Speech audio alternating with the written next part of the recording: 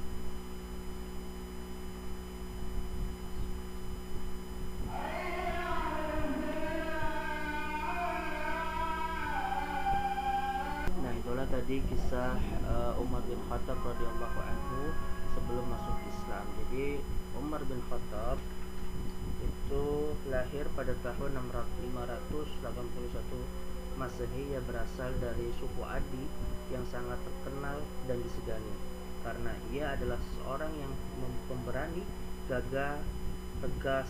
Ia juga seorang yang cerdas. Nah, jadi Umar bin Khattab masuk Islam karena surah Thaha. Nah, setelah Umar bin Khattab masuk Islam,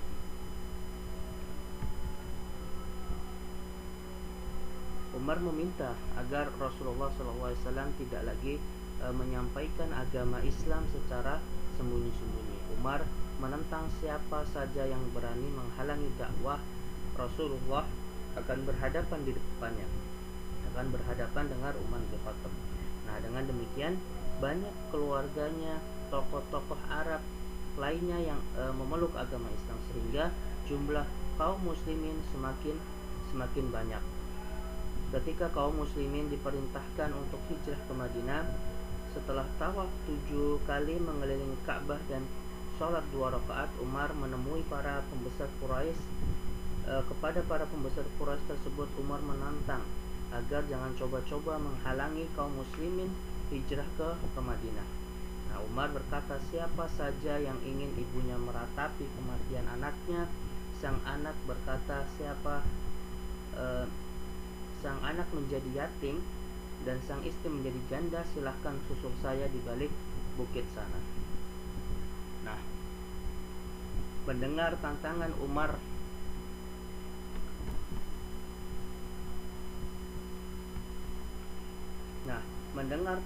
Umar, tak seorang pun kaum kafir Quraisy yang berani menghalangi Umar. Sangat teguh memegang akidah Islam. Ia tegas, ketegasan dan keberaniannya sehingga Umar dijuluki Abu Hafs, artinya adalah orang yang tegas dalam pendirian. Nah, Umar sangat dikagumi oleh Rasulullah SAW dan para sahabatnya. Nah, para sahabat Rasulullah SAW memberinya gelar Al-Faruq yang artinya pembeda atau pemisah. Maksudnya adalah bahwa Allah Subhanahu wa taala telah membedakan dalam diri Umar antara yang hak dan yang batil. Rasulullah SAW pun juga berkata, andaikan masih ada nabi sesudahku, maka Umarlah orangnya. Nah, kemudian keadilan Umar bin Khattab radhiyallahu anhu. Nah, ketika Mesir ditaklukkan oleh Islam, di sana itu dibangun sebuah masjid.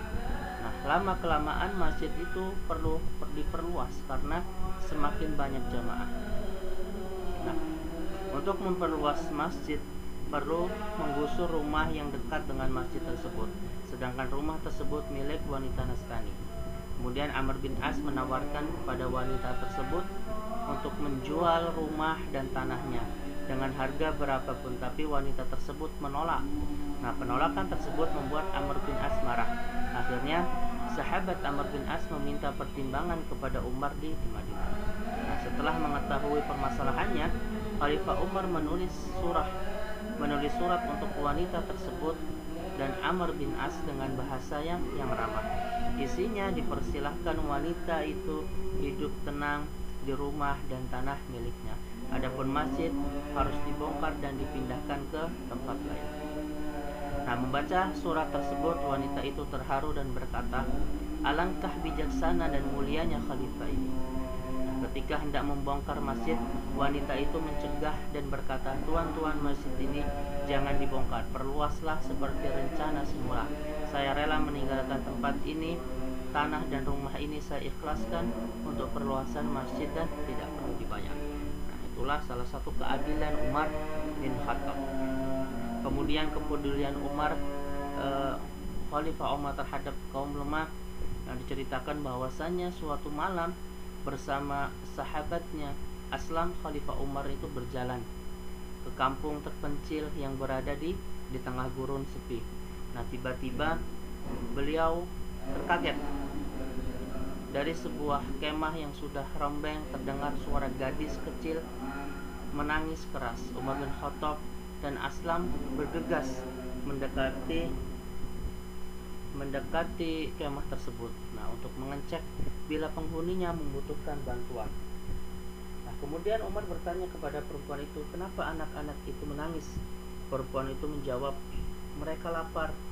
Kemudian Umar pun berkata, bukankah ibu sedang memasak makanan? Kemudian perempuan itu menjawab, tidak, yang ada di periuk ini hanya air dan batu-batu kecil sekedar untuk menghibur anak-anak sampai mereka tertidur. Nah, apakah Khalifah Umar tahu keadaan ibu seperti ini? Kemudian ia menjawab, ia tidak tahu. Setelah diangkat menjadi khalifah, dia tidak tahu keadaan kami. Nah, mendengar perkataan ini, Khalifah Umar lari ke gudang Baitul Mal lalu mengambil tepung dan minyak, kemudian dibawanya dengan segera ke tempat perempuan itu. Umar memasak bahan makanan yang dibawanya tadi. Setelah selesai memasak, makanan itu diberikan kepada ibu dan anak-anaknya. Kemudian perempuan itu berkata, engkau sangat baik, engkau lebih pantas jadi khalifah daripada Umar.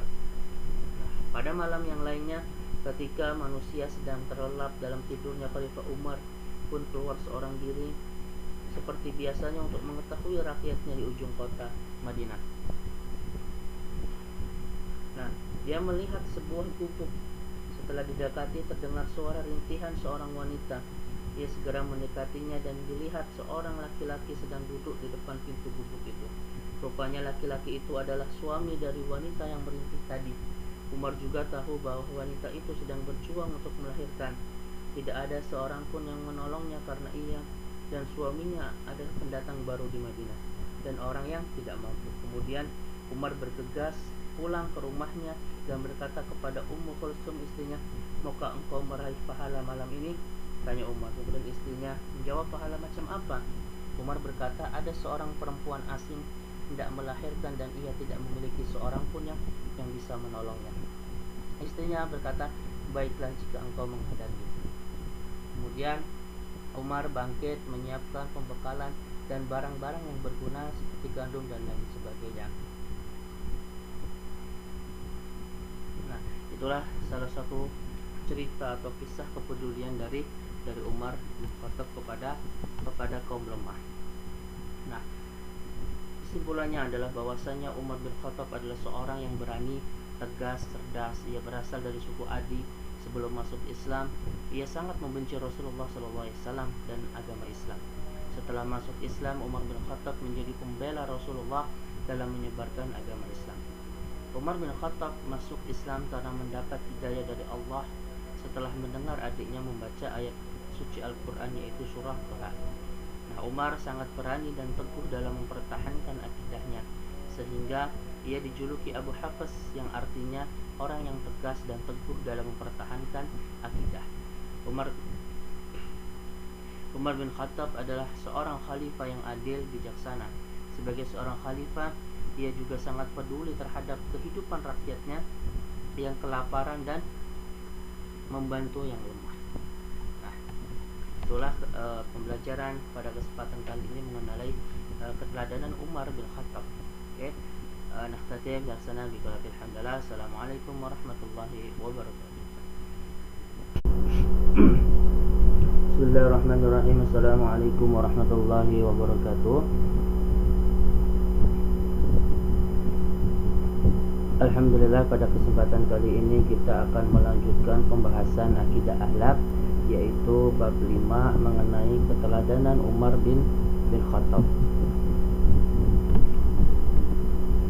Kemudian kita masuk ke dalam kompetensi dasar, tujuan pembelajaran. Kalian bisa lihat di buku. Kemudian peta konsep, kita akan belajar tentang kisah Umar bin Khattab, kemudian keberanian Umar bin Khattab, keteguhan iman Umar bin Khattab, keadilan Umar bin Khattab, dan kepedulian Umar bin Khattab terhadap kaum lemah. Nah, silakan dilihat dulu videonya.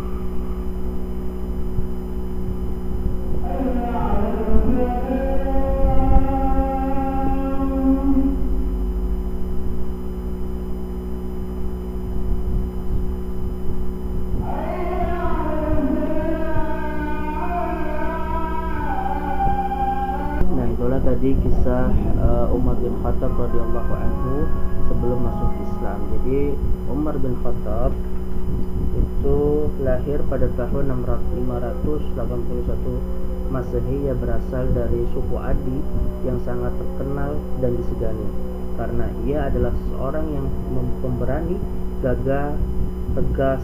Ia juga seorang yang cerdas. Nah, jadi Umar bin Khattab masuk Islam karena surah Thaha. Nah, setelah Umar bin Khattab masuk Islam,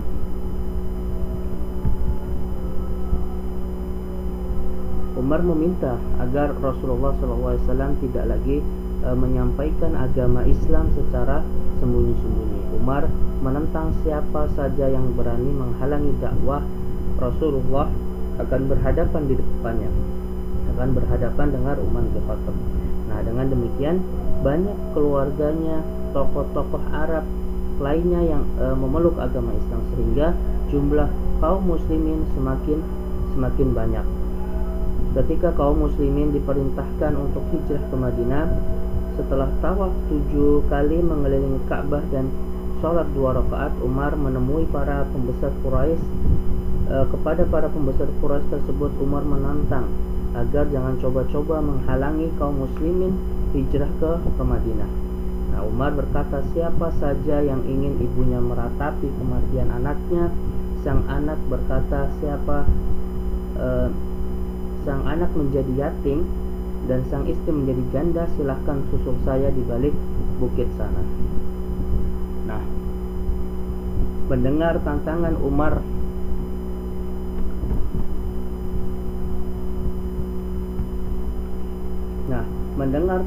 Umar, tak seorang pun kaum kafir Quraisy yang berani menghalangi Umar.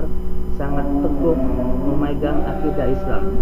Ia tegas, ketegasan dan keberaniannya sehingga Umar dijuluki Abu Hafs, artinya adalah orang yang tegas dalam pendirian. Nah, Umar sangat dikagumi oleh Rasulullah SAW dan para sahabatnya. Nah, para sahabat Rasulullah SAW memberinya gelar Al-Faruq yang artinya pembeda atau pemisah. Maksudnya adalah bahwa Allah Subhanahu wa taala telah membedakan dalam diri Umar antara yang hak dan yang batil. Rasulullah SAW pun juga berkata, andaikan masih ada nabi sesudahku, maka Umarlah orangnya. Nah, kemudian keadilan Umar bin Khattab radhiyallahu anhu. Nah, ketika Mesir ditaklukkan oleh Islam, di sana itu dibangun sebuah masjid. Nah, lama kelamaan masjid itu perlu diperluas karena semakin banyak jamaah. Nah, untuk memperluas masjid perlu menggusur rumah yang dekat dengan masjid tersebut, sedangkan rumah tersebut milik wanita Nasrani. Kemudian Amr bin As menawarkan kepada wanita tersebut untuk menjual rumah dan tanahnya dengan harga berapapun, tapi wanita tersebut menolak. Nah, penolakan tersebut membuat Amr bin As marah. Akhirnya sahabat Amr bin As meminta pertimbangan kepada Umar di Madinah. Nah, setelah mengetahui permasalahannya, Khalifah Umar menulis surat untuk wanita tersebut dan Amr bin As dengan bahasa yang ramah. Isinya dipersilahkan wanita itu hidup tenang di rumah dan tanah miliknya. Adapun masjid harus dibongkar dan dipindahkan ke tempat lain. Nah, membaca surat tersebut, wanita itu terharu dan berkata, alangkah bijaksana dan mulianya khalifah ini. Nah, ketika hendak membongkar masjid, wanita itu mencegah dan berkata, tuan-tuan, masjid ini jangan dibongkar, perluaslah seperti rencana semula. Saya rela meninggalkan tempat ini, tanah dan rumah ini saya ikhlaskan untuk perluasan masjid dan tidak perlu dibayar. Nah, itulah salah satu keadilan Umar bin Khattab. Kemudian kepedulian Umar, Khalifah Umar terhadap kaum lemah, yang diceritakan bahwasannya suatu malam bersama sahabatnya Aslam, Khalifah Umar itu berjalan ke kampung terpencil yang berada di tengah gurun sepi. Nah, tiba-tiba beliau terkaget. Dari sebuah kemah yang sudah rombeng terdengar suara gadis kecil menangis keras. Umar bin Khattab dan Aslam bergegas mendekati kemah tersebut. Nah, untuk mengecek bila penghuninya membutuhkan bantuan. Nah, kemudian Umar bertanya kepada perempuan itu, kenapa anak-anak itu menangis? Perempuan itu menjawab, mereka lapar. Kemudian Umar pun berkata, bukankah ibu sedang memasak makanan? Kemudian perempuan itu menjawab, tidak, yang ada di periuk ini hanya air dan batu-batu kecil sekedar untuk menghibur anak-anak sampai mereka tertidur. Nah, apakah Khalifah Umar tahu keadaan ibu seperti ini? Kemudian yang menjawab, ia tidak tahu. Setelah diangkat menjadi khalifah, dia tidak tahu keadaan kami. Nah, mendengar perkataan ini, Khalifah Umar lari ke gudang Baitul Mal, lalu mengambil tepung dan minyak, kemudian dibawanya dengan segera ke tempat perempuan itu. Umar memasak bahan makanan yang dibawanya tadi. Setelah selesai memasak, makanan itu diberikan kepada ibu dan anak-anaknya. Kemudian perempuan itu berkata, engkau sangat baik, engkau lebih pantas jadi khalifah daripada Umar. Nah, pada malam yang lainnya, ketika manusia sedang terlelap dalam tidurnya, Khalifah Umar pun keluar seorang diri seperti biasanya untuk mengetahui rakyatnya di ujung kota Madinah. Nah, dia melihat sebuah gubuk. Setelah didekati, terdengar suara rintihan seorang wanita. Ia segera mendekatinya dan dilihat seorang laki-laki sedang duduk di depan pintu gubuk itu. Rupanya laki-laki itu adalah suami dari wanita yang merintih tadi. Umar juga tahu bahwa wanita itu sedang berjuang untuk melahirkan. Tidak ada seorang pun yang menolongnya karena ia dan suaminya adalah pendatang baru di Madinah dan orang yang tidak mampu. Kemudian Umar bergegas pulang ke rumahnya dan berkata kepada Ummu Kulsum, istrinya, maukah engkau meraih pahala malam ini? Tanya Umar. Kemudian istrinya menjawab, pahala macam apa? Umar berkata, ada seorang perempuan asing hendak melahirkan dan ia tidak memiliki seorang pun yang bisa menolongnya. Istrinya berkata, baiklah jika engkau menghendaki. Kemudian Umar bangkit menyiapkan pembekalan dan barang-barang yang berguna seperti gandum dan lain sebagainya. Nah, itulah salah satu cerita atau kisah kepedulian dari Umar bin Khattab kepada kaum lemah. Nah, kesimpulannya adalah bahwasanya Umar bin Khattab adalah seorang yang berani, tegas, cerdas. Ia berasal dari suku Adi. Sebelum masuk Islam, ia sangat membenci Rasulullah SAW dan agama Islam. Setelah masuk Islam, Umar bin Khattab menjadi pembela Rasulullah dalam menyebarkan agama Islam. Umar bin Khattab masuk Islam karena mendapat hidayah dari Allah setelah mendengar adiknya membaca ayat suci Al-Quran, yaitu surah Thaha. Nah, Umar sangat berani dan teguh dalam mempertahankan akidahnya, sehingga ia dijuluki Abu Hafs, yang artinya orang yang tegas dan teguh dalam mempertahankan akidah. Umar bin Khattab adalah seorang khalifah yang adil, bijaksana. Sebagai seorang khalifah, ia juga sangat peduli terhadap kehidupan rakyatnya yang kelaparan dan membantu yang lemah. Nah, itulah pembelajaran pada kesempatan kali ini mengenai keteladanan Umar bin Khattab. Oke. Nakhtatim darsana biqalatil hamdalillah. Assalamualaikum warahmatullahi wabarakatuh. Membahas surah An-Nas dan Al-Falaq. Kita baca dulu sama-sama. A'udzu billahi minasy syaithanir rajim. Bismillahirrahmanirrahim. Qul a'udzu birabbin nas, malikin nas, ilahin nas, min syarril waswasil khannas, alladzi yuwaswisu fi sudurin nas, minal jinnati wan nas.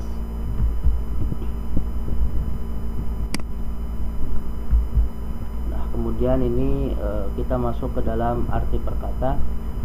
Qul, katakanlah, a'udzu, aku berlindung, birabbin nas, kepada Tuhannya manusia, malikin nas, raja manusia, dan lain sebagainya. Kalian bisa dihafalkan makna perkata ini. Surah Al-Alaq ini kita masuk ke dalam penjelasannya, merupakan perintah Allah kepada kita untuk melindungi diri dan memohon perlindungan kepada Allah untuk menghindarkan kita dari kejahatan yang ditimbulkan dan dari bisikan-bisikan setan maupun manusia. Kemudian kita sebagai manusia dan hidup di tengah manusia, agama selain mengatur hubungan dengan Allah, hablum minallah, juga mengatur tali hubungan dengan sesama manusia atau hablum minan nas. Nah, kemudian kalaupun hubungan pergaulan antara sesama manusia bukanlah hal yang mudah, dalam kenyataannya manusia ini saling membutuhkan satu sama lain. Jadi tidak ada di antara kita yang dapat hidup sendiri. Nah, kemudian kita masuk ke dalam ayat pertama dan ayat ketiga. Nah, dalam ayat pertama dan ayat ketiga sampai ayat ketiga, qul a'udzu birabbin nas, katakanlah aku berlindung kepada Tuhannya manusia, malikin nas, raja manusia, ilahin nas, sesembahan manusia. Nah, melalui ayat ini Allah Subhanahu wa taala menjelaskan bagaimana cara kita menghadapi dan hidup di tengah-tengah manusia yang lain. Kita melalui ajaran Nabi Muhammad SAW diperintahkan agar memohon perlindungan kepada Allah Subhanahu wa taala.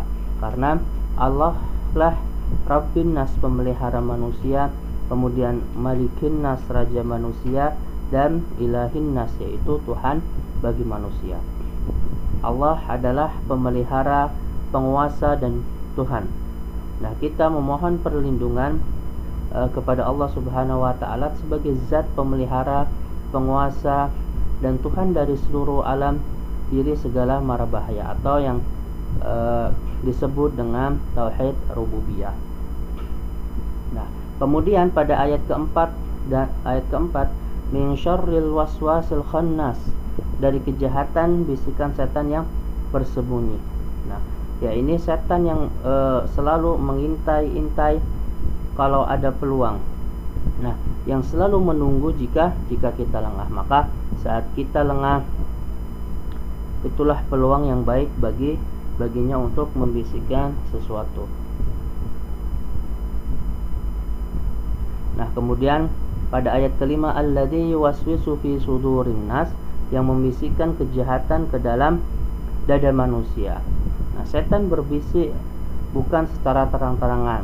Dia masuk ke dalam dada manusia secara halus, kemudian menumpang dalam aliran darah, dan darah berpusat ke jantung, dan jantung terletak di dalam dada. Maka dengan tidak disadari, bisikan yang dimasukkan melalui jantung itu akhirnya berpengaruh. Nah, sedianya kita akan maju, akan melakukan sesuatu yang baik, namun karena ada bisikan di dalam dada kita, terkadang kita tidak jadi melakukan sesuatu yang baik. Contohnya saja yang sering kita lakukan adalah ketika sholat. Nah, kadang ketika kita sholat pun kita ragu-ragu di dalamnya, apakah sudah rakaat ketiga atau keempat. Nah, disitulah salah satu bisikan dari setan. Nah, bisikan dalam hati yang menghasilkan keraguan-raguan itu sangatlah menurunkan mutu kualitas kita sebagai manusia. Dan perasaan yang dihasilkan oleh sesuatu di dalam dada itu diberi nama dalam ayat ini, yaitu waswas. Nah, kemudian siapa yang memasukkan waswas ini ke dalam dada kita? Nah, nanti akan ditegaskan di dalam ayat yang terakhir. Nah, kemudian pada ayat ke-6,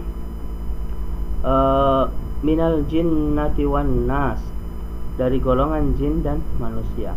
Nah, Syekh Muhammad Abduh menjelaskan seperti yang dituliskan oleh Buya Hamka, yang membisik-bisikan atau was-was ke dalam hati manusia itu ada dua macam. Yang pertama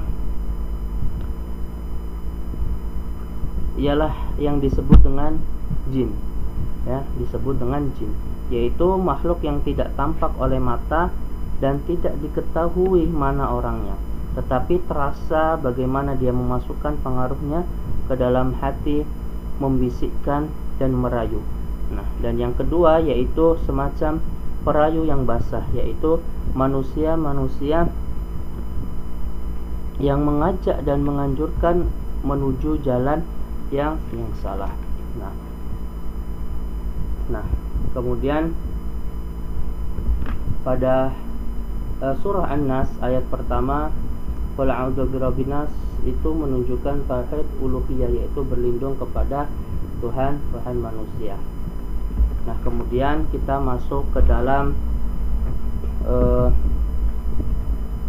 pembahasan selanjutnya, yakni surah Al-Falaq.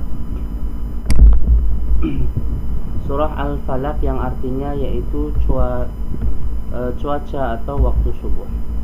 Nah, kita baca bersama-sama terlebih dahulu. A'udzu billahi minasy syaithanir rajim. Bismillahirrahmanirrahim. Qul a'udzu birabbil falaq min syarri ma khalaq wa min syarri ghasiqin idza waqab wa min syarri naffatsati fil 'uqad wa min syarri hasidin idza hasad. Nah, makna dari kata-kata bisa kalian baca sendiri, kemudian dihafalkan yang ada di dalam buku. Nah, surah Al-Falaq ini terdiri dari 5 ayat. Nah, surah ini termasuk salah satu dari Al-Mu'awwizatain, yakni 2 surah pelindung. Yang satu tadi surah An-Nas, dan ini surah Al-Falaq disebutkan dengan surah Al-Mu'awwizatain. Nah, pada ayat pertama, qul a'udzu birabbil falaq, katakanlah aku berlindung kepada Tuhan yang menguasai subuh fajar. Nah, dalam ayat ini Allah membimbing Nabi Muhammad SAW dan umatnya untuk mengatakan aku berlindung kepada Rabb yang menguasai subuh. Di antara kekuasaannya adalah Dia menciptakan suasana subuh. Nah, dalam ayat ini surah Al-Falaq ini diartikan dengan waktu subuh, yaitu perpisahan antara gelap malam dengan mulainya terbitnya fajar. Nah, Allah memberikan kita waktu 24 jam. Kita diperintahkan untuk memohon perlindungan kepadanya sebagai Rabb yang menguasai subuh. Karena itu kita tidak tahu bahaya yang akan terjadi terhadap diri kita. Nah, kemudian pada ayat kedua, min syarri ma khalaq, dan dari kejahatan dari makhluk yang Dia ciptakan. Nah, semua makhluk yang ada di alam ini adalah ciptaan Allah. Langit, bumi, matahari, bulan, dan lain sebagainya. Nah, manusia adalah hanya makhluk kecil yang berada di dalamnya. Semua yang diciptakan Allah mempunyai manfaat, tapi juga terkadang bisa membahayakan bagi manusia. Gunung yang tinggi tampak indah dipandang, tapi bisa saja runtuh dan meletus. Sebab itu di mana-mana kemungkinan akan adanya bahaya. Oleh sebab itu di dalam ayat ini kita diperintahkan memohon perlindungan kepada Allah Subhanahu wa taala. Allah yang sebagai penjaga, sebagai pemelihara, pendidik, pengasuh. Agar apa? Agar kita diselamatkan dari segala bahaya yang mungkin saja ada di dalam di alam yang Tuhan ciptakan ini. Nah, kemudian pada ayat ketiga, wa min syarri ghasiqin idza waqab, dan dari kejahatan malam apabila gelap gulita. Apabila matahari telah terbenam, semakin malam semakin sunyi, seiring dengan itu beragam bahaya yang dapat terjadi. Nah, binatang buas mencari mangsa di malam hari, perampok melakukan aksinya, dan lain sebagainya. Sebab itu setiap saat kita diperintahkan untuk berlindung kepada Allah Subhanahu wa taala sebagai Rabb dari bahaya kejahatan apabila telah kelam. Nah, kemudian pada ayat keempat, wa min syarrin naffatsati fil 'uqad, dan dari kejahatan perempuan-perempuan penyihir yang meniup pada buhul-buhul. Nah, yang dimaksud di sini ialah bahaya dan kejahatan mantra-mantra dukun yang digunakan untuk mencelakakan orang lain. Nah, di dalam ayat keempat ini kita berlindung dari kejahatan wanita-wanita peniup pada buhul-buhul. Karena pada zaman dahulu tukang mantra-mantra yang memantrakan dan meniup itu kebanyakan ialah perempuan. Nah, perempuan atau tukang sihir itu meniup atau menghembus-hembus barang ramuan yang dia bungkus. Dan bungkusan itu mereka ikat dengan tali di bubukan. Nah, isinya ialah isinya itu ialah yang kotor-kotor atau barang-barang yang sangat membahayakan seperti jarum, silet dan lain-lain. Oleh sebab itu kita dianjurkan untuk meminta perlindungan diri kepada Allah agar terpelihara dari hembusan tukang sihir. Nah, kemudian pada ayat kelima, wa min syarri hasidin idza hasad, dan dari kejahatan orang yang dengki apabila ia telah dengki. Nah, dengki adalah penyakit yang menimpa jiwa seorang pendengki. Ia sakit hati apabila ada orang lain diberi anugerah oleh Allah Subhanahu wa taala. Ia membenci jika temannya sedang bahagia dan lain sebagainya. Nah, ahli hikmah berkata, orang yang dengki itu memusuhi Allah pada 5 perkara. Yang pertama, benci kepada Allah.